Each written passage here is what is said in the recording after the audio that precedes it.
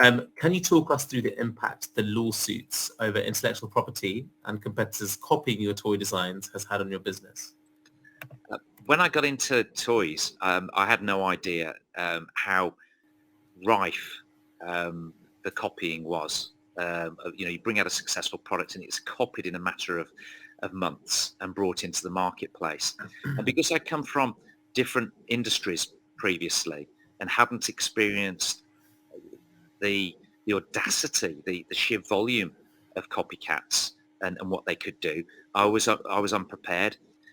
I'd sold my previous business. I was quite lucky in sitting on a bit of money. So I perhaps a bit overconfidently thought, right, this company's copied our new toy launch, which became a global success. Okay. 6 million pieces of this product were sold.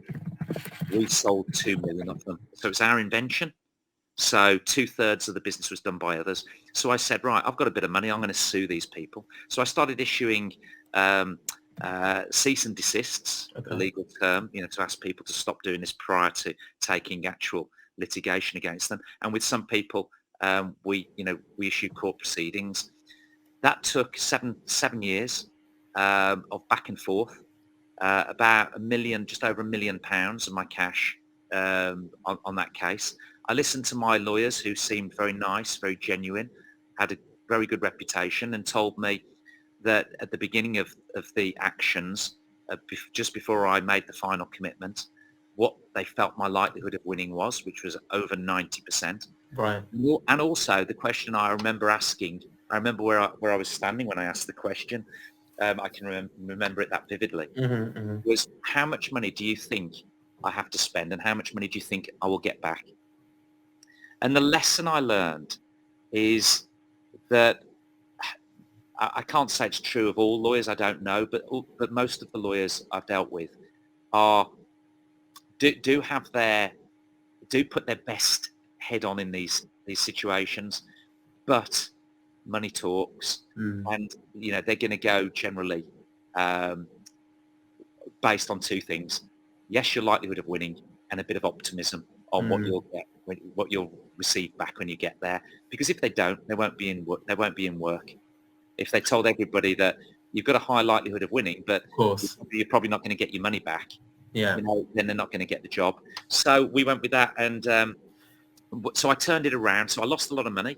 I won the case ultimately, but it was 7 years. Right. The people had packed up and gone home. Most of them, people who copied us, they'd made their money and then packed up. So you've got really you've got to go into it thinking you will probably lose, even if you've got the best possible case, and then ask yourself, do you still want to do this? Right. Or you go the BrewDog route, or you go the route that we went. So very similar to BrewDog. We made a big thing about the copycats. We turned it into we're a small, tiny business, new on the scene. We've brought out a product that's won loads of awards. It's been selected by the biggest retailers, and all these Goliaths, all these huge companies have come in and they've copied us.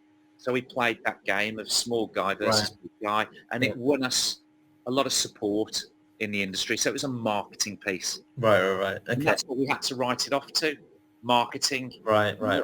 We had another business come after us. I remember being on a phone call with an American business. We'd both invented a very similar product. Mm-hmm. They brought theirs to market in America. We brought ours to market in the UK. They found out about ours, and we found out about theirs at the same time. We thought they copied us, and I'm sure they thought we copied them. And it turned out that our patents were totally different. But what we'd done is we'd achieved a very, very similar play pattern. Except theirs was much more expensive. They were Silicon Valley backed, with $275 million, and they issued a lawsuit against us. On the phone call, I asked them, why have you done this? Our patents are different, and they said, we know that we're trying to sue you for breach of your patents, and we know they're different.